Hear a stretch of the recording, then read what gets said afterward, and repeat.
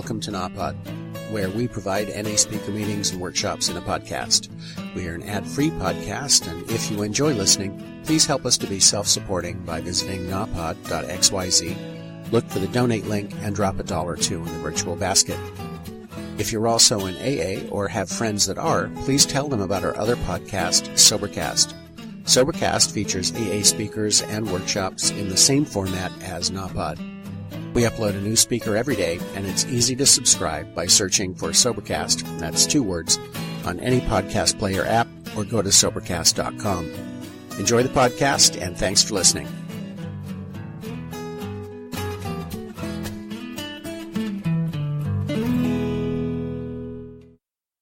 Hi, family. I'm an addict. My name is Marty. And again, I'll tell you, I'm nervous. I'm nervous every time I share in Narcotics Anonymous still. I think the main reason I'm nervous is because sharing right now in any meeting in Narcotics Anonymous is about being honest. And that was not a strong point with me for a lot of years. So this still feels a little foreign. To take down those walls and to let you know who I am, that's still scary. The reason I say I'm nervous is when I first came around to Narcotics Anonymous, they told me, the people who were there before me, said, Marty, if you share your discomfort, it will be halved. And if you share your joy, it will be doubled. And already I can feel the butterflies starting to go away a little bit. I'm starting to feel comfortable here because I know and pretty soon I'm going to start racing because the excitement of recovery in Narcotics Anonymous is going to kick in. It always does. I'm not going to talk a whole lot about using. As a matter of fact, I probably won't talk anything about using. It says right in our literature, we read it tonight, it doesn't matter what or how much you used or who your connections were, what you've done in the past, how much or how little you have, but only in what you want to do about your problem. That's what matters. I'll start with my bottom and I'll tell you about some of the feelings I had. See, the reason I share this way is because when I first came around, I hadn't done certain things. See, when I first came around, I thought I had a problem with substance A. And that was the only thing I had a problem with. And, I was real confused. Plain and simple, I was real confused. So when I came around and I started hearing certain things, certain drugs, certain places that it brought people, I thought, oh my God, I don't belong here. And I know today that was my disease talking to me. That was my disease trying to get me to turn my back on the thing that was going to save my life. Thank goodness I followed some suggestions when I first came around. I had a sponsor. I got a sponsor at the first meeting in Narcotics Anonymous I went to. And I talked to that sponsor about it, and he said, Marty, the worst story in any meeting is your own, because you had to live it. And I hope everyone else feels the same way. All that other stuff is YETS. That's an acronym. Stands for You're Eligible Too. All I have to do is make one dumb mistake, and all those things are just YETS. They're going to happen. I've heard it too many times in here, people going out and saying, well, I never thought I'd do this, and they did it. I was never going to do that, and they did it. So, whatever your story is, whatever your substance that you think was your substance of choice qualifies. Because the only requirement for membership is a desire to stop using. That's it. My bottom was all about pain. I was very uncomfortable with the way I was living my life. I was trying to figure out why all the relationships I was getting in and out of were such a mess. What it boiled down to is I look back now and I see that I had the same problems over and over and over again from junior high school on through, and I just kept blaming different people. I blamed my teachers, I blamed my friends, I blamed my family, I blamed the town I grew up in, I blamed the school system, you name it, I blamed it. That I was from the wrong side of the town, the wrong side of the tracks, I blamed everything. The disease brought me a lot of places. It brought me to the Navy. At that point, I had an entire government to blame. But it was always the same problems over and over again. And at my bottom, it was just a bunch of the same problems. at that point, I was so tied up in my disease that I was convinced that there was no way out. See, I had been having this ongoing argument with a girlfriend of mine. She wanted me to cut back on my using. So I tried and couldn't. I was like making bargains with myself. Well, I'm not going to use until such and such a time. And I'd break that bargain. Well, I'm not going to use until lunch. And at the same time some of these bargains were going on, I was literally doing the substance. Telling myself I'm not gonna while I was doing it. That's where the disease had taken me. So I figured, well, I've got the stuff around. Maybe if I get rid of it completely, maybe that temptation's just too much for me. If I get rid of it completely, then I won't have a problem. Because I had always told myself I could quit whenever I wanted to. I was doing this because I liked it. Because I earned the money and I deserved it. Because I put up with all the stress and I deserved it. Because I had all these justifications and rationalizations why I deserved to do what I was doing. And I believed them. I truly believed all those things. So I got rid of the stuff. And I still couldn't stop using. Because the obsession and the compulsion was still there. The disease was still a part of me, and I didn't know that I had a disease. I was going nuts. And no matter how much I told myself I wasn't going to, I went and copped some more. I went out and I bought some more. I substituted. And I found myself in the same situation, having this ongoing argument. And we got to the point one night on the phone where the words came out of my mouth that if I'm trying to make a decision, a choice, between you and my drugs, I must be an addict. Ooh, that hurt. That was a scary thing to let slip out of my mouth. Because I never wanted to admit that to anyone. It had been bouncing around up here, but I never wanted to admit that to anyone. So I got off the phone as quickly as possible and then used to try to wipe that thought out. And it didn't go away. So I knew I had to get out of this relationship. But I couldn't get out of it because of the drugs, because then I would be admitting that I was an addict because I'd already made that statement. And she would remind me of it because she had already reminded me of it a couple of times since I'd made the statement. So I slept with someone and threw it in her face. Addict, manipulative way to stab myself in the back, break the handle off, and leave the knife end stuck in there. So it would turn into something worse. The way I lived my life. I remember driving away from her house that morning, and it's funny, this came to me about a couple of weeks ago, 2-3 weeks ago. I turned on my truck and I pulled around the corner and I started loading up, getting ready to use on my way home, and that REM song came on. This is the end of the world as we know it. Boy, was I amazed how apropos that really is today. Hits the nail right on the head. It was the end of my world. Because what I did after that is I continued to use and try to get that thought out of my mind that I made the choice between her and my drugs, and that I couldn't stop when I tried, and I couldn't cut back when I tried. And all those lies I had told myself were just that, lies. And I wasn't believing them anymore, and I was scared. I used for about 2.5 months on a run. I felt guilty. I felt lower than. I didn't feel like I was worth being around anyone. I completely isolated myself. I cut myself off from my family. I'd go to work and I'd wear that FU face, and kept everyone away. Just be angry. It was something I was real good at. Be angry and it'll hold everyone away. I could put on that mask that they would say, oh, stay away from Marty today. He's going to go off. So I was on this run, and I didn't know what to do, and I was so uncomfortable with the pain that the only thought that came to my mind that I thought was a solution was suicide. That's why I look today and I say, well, that's why I probably didn't have that much of a difficulty with the second step, that insanity thing, because I was insane. To think that was a decent solution, that's nuts. That's crazy.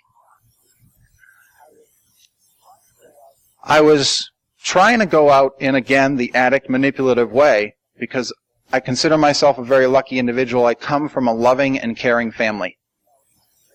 At 2 years clean, I was trying to figure out why this stuff that I was hearing in meetings sounded familiar. And like 2 days before, my parents were giving me my first 2-year medallion at my home group, it dawned on me. My parents and my brothers live this way, live by the spiritual principles we talk about. I never got it. For a while I couldn't figure out why. And then I realized, well, I'm the only one with the disease of addiction in my family. So when I was trying to go out in that addict manipulative way, I couldn't take a gun and stick it in my mouth. I couldn't jump off a building. I didn't want my family going through the rest of their lives saying, where did we go wrong? Why couldn't we see the pain he was in? So I was going to try going out in the grand accident. Used to the point of losing control of my vehicle. I used to drive into Boston or Cambridge or wherever, use on the way there, drink till the bar closed, walk out at the end of the night, watching my feet go out through the doorway, across the sidewalk, and out into the street. Go into my truck, which I had parked purposely on the opposite side of the street, hoping that I would be hit by a car, figuring that it happens like 2 or 3 times a week in town. Every 4 or 5 weeks, it's a fatal. Maybe I'd be that one. That would release me from this pain that I was in. Didn't work. I never got hit. I got threatened a few times. But they would threaten me, and I'd just stand there and go, okay, come on. Whoa, this guy's nuts. Get back in their car and drive away. It's like, we don't know what's going on with him. Hoping maybe I'd get stopped on the way home, and give the cop enough guff and he'd shoot me. That never happened either. I never got caught. I don't know why. I got to a point where this was about the only thought that was on my mind on a daily basis. I would get up in the morning, my conscious contact with a higher power would be, God, what let me wake up again for? Do I have to go through this again? I was sick. I was miserable. I believe at one point my higher power intervened in my death. Just before Christmas, 87, I got a call from my older brother, and he said, come on, let's go Christmas shopping. I believe my higher power pulled the word yes out of my mouth and put it through the phone. That doesn't seem like such a strange answer, but the fact of the matter was I had all my Christmas shopping done except for one gift, and that was my older brother's. But I had said yes. I showed up at his house that afternoon after work. I couldn't stay straight. As a matter of fact, when he called, I was already high. I got over to his house, and we headed out. He was driving. We got out on the highway, and he said, Marty, I haven't seen you in ages. What's going on? And I truly believe my higher power saved my life that day, because the words that came out of my mouth are what started this process of recovery, and I'll never forget them. Was, Neil, my life sucks. I can't stop using drugs. I want to die. We were off the side of the road, holding on to each other, crying. We never got any Christmas shopping done that night. We went out to dinner. We talked all night. The waitress must have thought we were nuts, because 1 minute we were crying. She came back, we were laughing. She came back, we were straight-faced. She came back, we were crying. And that went on for about 3 hours. And all night long. Now, she must have thought we were out there. He told me some things that night that I don't know where he got, but they applied. He told me things like, if you need some place to sleep, you got my couch. If you need food, I always cook extra. Come on over. But this drug thing, I don't know what to do. I think you need to reach out to people who know. Now, I took that to mean professional help. He was a professional in the health field. He suggested that I go somewhere.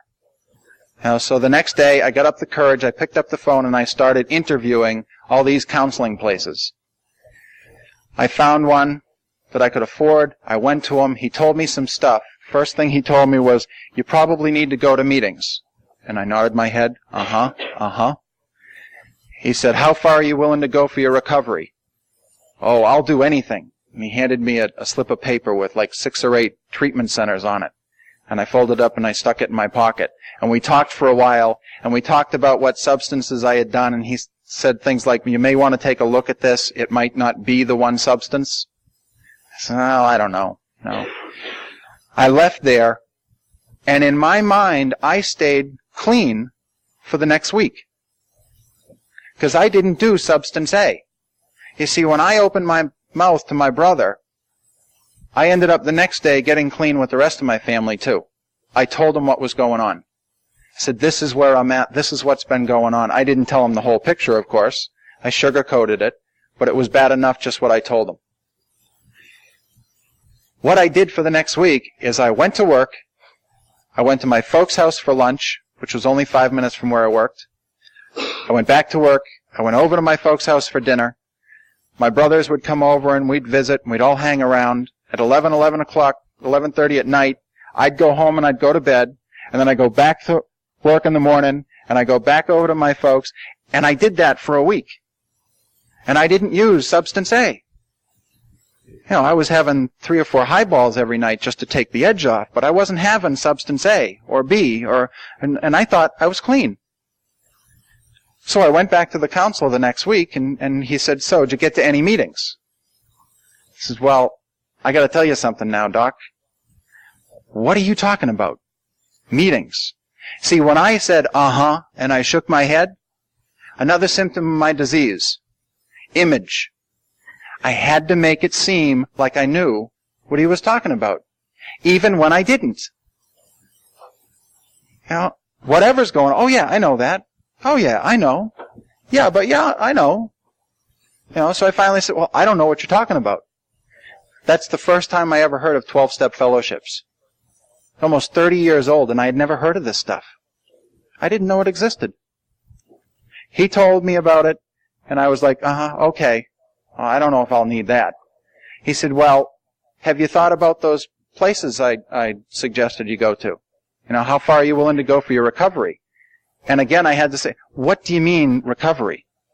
I just want to stop hurting to the point of trying to kill myself on a daily basis. That's what I'm here for. He said, well, I got to tell you. And I think he started fishing at this point. He was casting out that bait. And he said, what they can give you in 28 days will take me a year and a half to convey. And he set the hook. Year and a half, 28 days. Year and a half, 28 days. I think I'll take the 28 days. Because I think at the same time, the neon light bulb lit up over my head and it said, quick fix. And that's what I was convinced it was.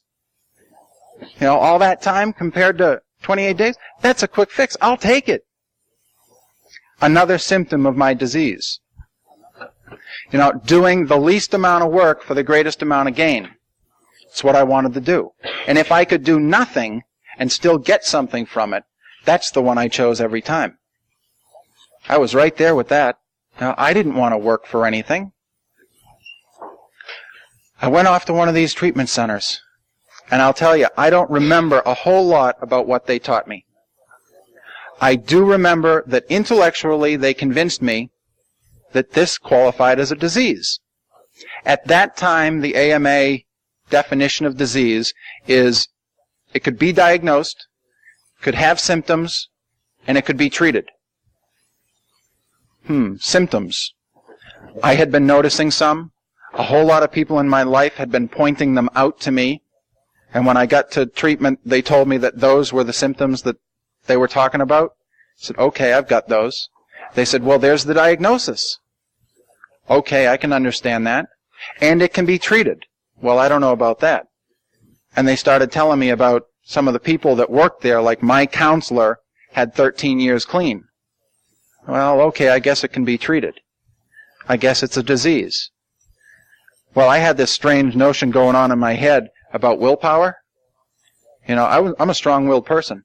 It's very rare that when I don't want to do something, you can get me to do it.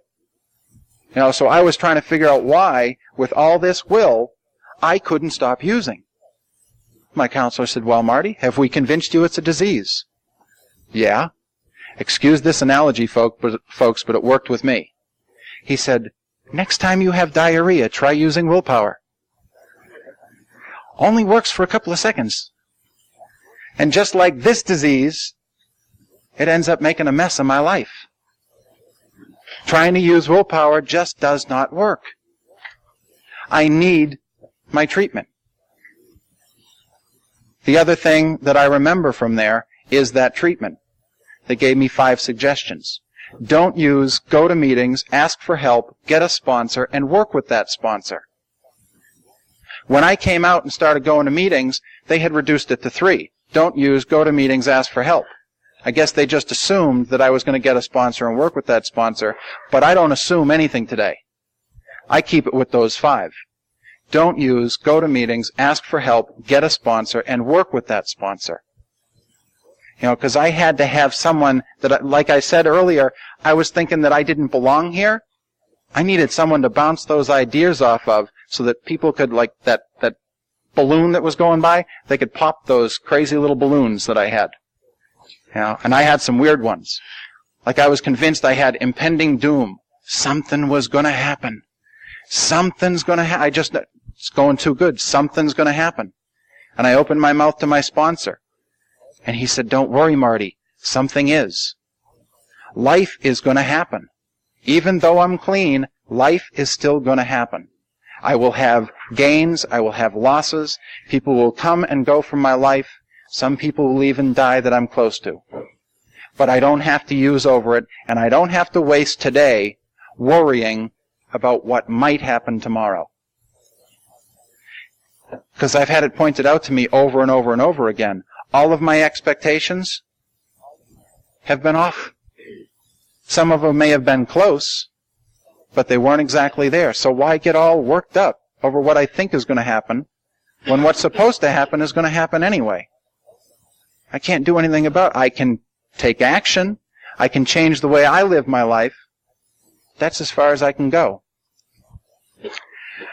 When I got out of that treatment center, I started looking for meetings that evening. But I was scared to go to a meeting on my own. So I got in touch with a guy that had gotten out of treatment a week and a half before me. Now, he was from central New Hampshire, and I'm from central Mass. So we decided to make it easy on both of us, and we'd meet halfway. See, we got together, and we started driving around on a Saturday night looking for meetings. And we had gone to a treatment center in southern Rhode Island. The meeting directory that we had was 2 years old. So here we are on a Saturday night, driving around Lowell, Lawrence, Haverhill, and Dracut, with money in our pocket and a 2-year-old meeting directory that every place we were stopping was closed, had moved, had changed to a different night, or something. And we never found one of these, what I thought, organized meetings. One of these fellowship meetings. And I was trying to figure, what are we going to do? Well, we were driving along for the evening, and at one point, my stomach was doing flip-flops, and I looked at his hands, and his knuckles were white on the steering wheel. It's like, what's going on here? We figured out what it was. We were talking about the only thing we thought we had in common, and that was the disease. We were going through war stories. You should have seen this time. You should have seen when I was in the Navy. You should have seen this. We were going crazy. And the flip-flops were going on, and the knuckles were going white. And we said, wait a minute, we got to stop talking about this stuff. We got to talk about something else. What else do we have in common? Those couple of weeks we spent together in treatment, and he could tell me about the meetings that he had gone to since he got out, and I could tell him about the commitments that had come in and the meetings that we had. And that's what we did for the next 2 hours, driving around those towns with money in our pocket. And we stayed clean. We had a meeting. 2 recovering addicts talking about recovery. We had a meeting. And we stayed clean. And that to this day amazes me for driving around in those towns. The next morning I got up convinced that I was going to go to one of these organized meetings. Sunday morning. And I found a directory of a fellowship, and I went to this meeting, and I pulled into the driveway, and I looked around, and I thought something else must be going on here, because there's about 100 cars in this parking lot. And I'm a little worried. I'm hoping something's going on over on the other side of the church or something. And I pull in, and I look around, and there's like just stuff going on in the school, and I look at the directory, and it says, that's where this meeting's at. And I'm getting nervous. And I want to run away. But I'm convinced everybody saw me pull in. They know I'm the newcomer. So I can't run and hide. It won't look good. Image again coming up. So I'm going to go in. And I'm coming near the door, and I see a guy standing there shaking hands and giving hugs, and it's like, oh, thank goodness.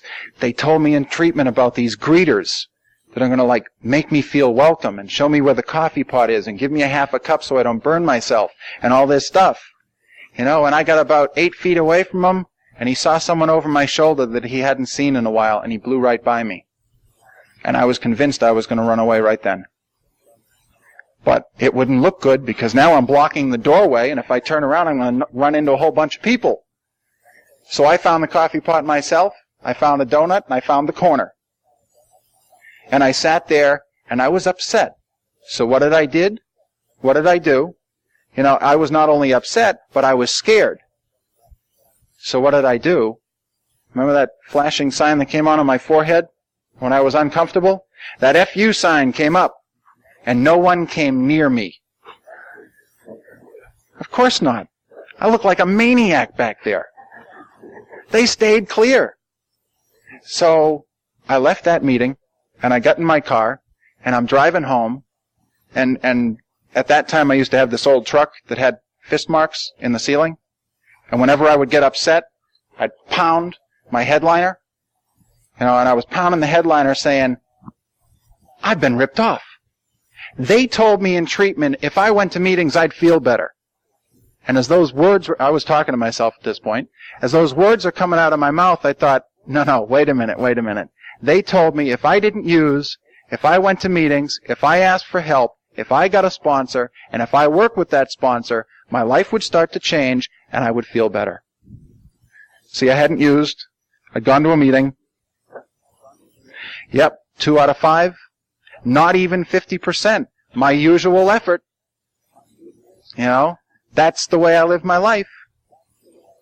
So that's it. I'm gonna give myself one more break. I'm gonna try it again, and I'm gonna force people to talk to me. They're gonna have no choice. Because I can't do this alone. Look at myself. I'm beating the headliner again. This is nuts. They told me I didn't have to live this way anymore. So I locked myself in my parents' house for the rest of that day, and I went to a meeting that evening. Before the door had even closed behind me, 2 people came up and gave me hugs. A man and a woman. The woman took another woman aside, the guy took me aside, and we got talking. Today that man is my sponsor.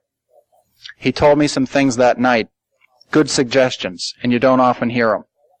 He said, sit right up front, and when they ask if there are any newcomers that want to identify themselves, and we did this at that meeting, let us know who you are and how we can help. He said, that's what you need to do here tonight. That's probably the most important thing you need to do. So I sat right down front, and I was facing the table, and I sat there, and I waited till they opened up the meeting, and they went through the readings, and then they got to this part, and I raised my hand, and I said, I'm an addict, my name's Marty. I just got out of treatment yesterday. I'm new. I need help. You're going to see a lot of me, and I want a temporary sponsor before I leave here tonight. Self-centered, selfish part of my disease finally worked to my benefit because I got what I asked for. Except for one thing, I finally looked behind me, and I realized there were about 80 people in the room, and boy, was I glad I didn't look before then. I probably wouldn't have been too scared, and I wouldn't have said a word. So when you get to your first meeting, I suggest you guys do the same thing. Sit right up front. Let people know you're new and you need help. But I got what I needed. Because at break, 3 people came up to me, and not together, but separately, and all pointed out the same guy. He became my first temporary sponsor and then permanent sponsor. I worked closely with him for a little while. He told me things like, this man was deep. He told me things like, if you don't use, you won't get high? Wow. I couldn't fathom that one. He told me things like, Marty, it's the way you live your life, so if you don't like feeling guilty, don't do the things that make you feel guilty. Whoa, that was heavy. Things like, you don't like when you manipulate people? You don't like how that makes you feel? Don't manipulate people. Don't use people. It's just another symptom of your disease, Marty. Take a look at the way you lived your life. You know, when I first came in, I was unemployed. He said, your job is recovery, Marty. You got to go to lots and lots of meetings. And he told me where I could meet him at meetings and where I would find other meetings. And he said things like, you got to go to this meeting because I got this service thing going on tonight. And after about 6 months of hearing him say like once a week or once every 2 weeks saying, I got this service thing tonight, it's like, what service thing you talking about? What is going on here? You know, like, are you like part-time military or something? He says, no, there's a service structure to Narcotics Anonymous. You know, there's a lower service structure. There's the addict is on top, and then there's the groups, which serves the addict, and then there's the area which serves the groups, and then there's the region which serves all those, and it goes on down to world. He said, I'm doing area service. So I got to check this stuff out. So I went one night, and I got involved. At about 6 months clean, some fool nominated me for activities chairperson. There weren't too many people attending this thing at that point. They needed warm bodies. You know, that fool happened to be my sponsor. I got elected activity committee chairperson, and I started putting on like dances with lots and lots of help. I started finding out that there's fun in recovery. There's a lot of stuff in recovery. I thought I was going to be bored. No way. No chance. I'm still involved in service. I believe that this is, and it bears it out in our literature. It talks about this being more than just staying clean. Our symbol, the circle around the diamond, that is the base of a pyramid. If you turn that this way, there's a pyramid that comes up from that foundation. The circle is unity, sitting on a base of goodwill, and each leg of that is self, service, God, and society. And the tip of that pyramid is freedom. In our literature, that's called the universal program. And I believe if I work a part of that symbol in my life each day, I can stay clean, I can change the way I'm living my life, and it'll get better. And it doesn't have to be these big, grandiose things. Service, opening my mouth at a meeting and letting someone know that I'm going through something, but I don't have to use over it. Giving my phone number out. Coming here and sharing. Service at any level. Society, I never used a needle. I qualify for blood donor. I donate blood. I take my old clothes and my friends' old clothes and I bring them to shelters. And my coworkers' old clothes and I bring them to shelters. Just that little thing. Sometimes service to society is as simple as not cutting someone off when I want what I want. You know, that's part of my steps. Making amends to these nameless, faceless people that I'll never see again. I was in the Navy. I hurt people all around the world. I'll never see them again. So I have to do my amends that way. Myself, that's working the steps with me and my sponsor. Writing out the steps, turning the stuff over to him, following his direction. He reads it. He writes these little notes in the columns.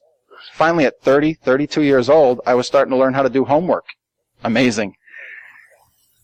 We talk about that stuff. We find out how those steps apply in my life, what I need to do to change the way I live so that I don't have to live the way I used to. No addict need die of active addiction. The message here is that any addict can stop using, lose the desire to use, and find a new way to live. I have a new way to live today. I no longer have the desire to use. Sometimes the thought comes up, the idea, well, gee, maybe I'll do this or maybe I'll do that.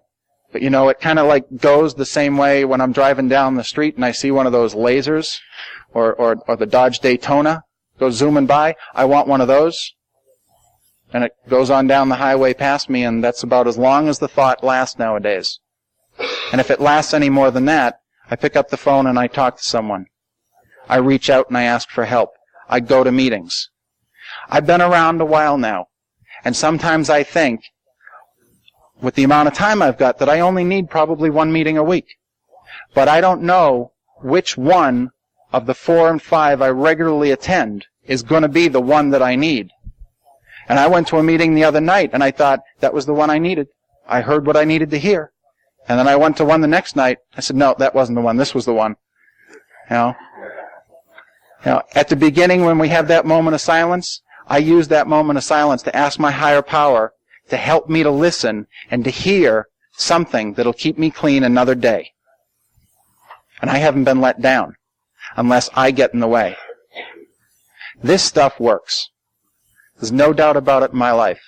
I'm coming up on 8 years clean, and I didn't believe...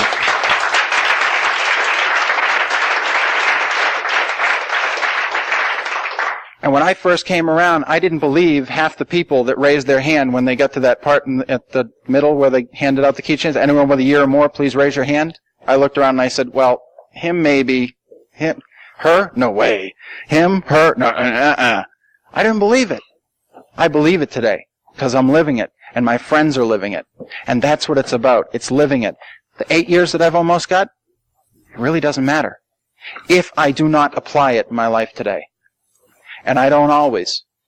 But thank goodness I've given my sponsor and my support foundation the power to call me on my stuff. They say, hey, Marty, you're going off in left field again. Come on back. Join us. Another reason I'm in service, I feel like I'm in the middle of this fellowship when I'm in service. And as I start to wander off, I got a whole lot of people to make it through before I fall off the edge.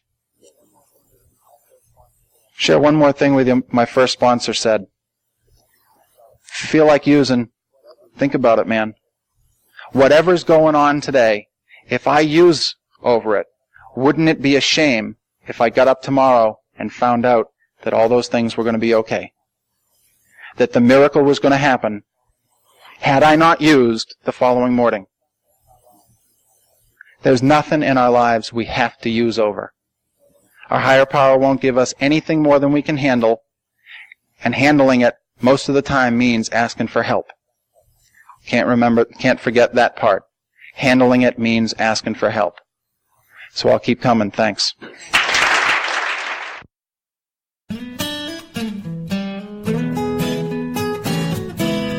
Thank you for listening. I hope you enjoyed the podcast. Please help us improve our ranking so others can find us by putting a review on Stitcher, iTunes, or your favorite podcast index. Nawpod is ad-free thanks to the folks supporting the show with $1 or more per month. If you enjoy listening, you can join them by going to nawpod.xyz and looking for the donate link. Thank you for listening. Have a great day.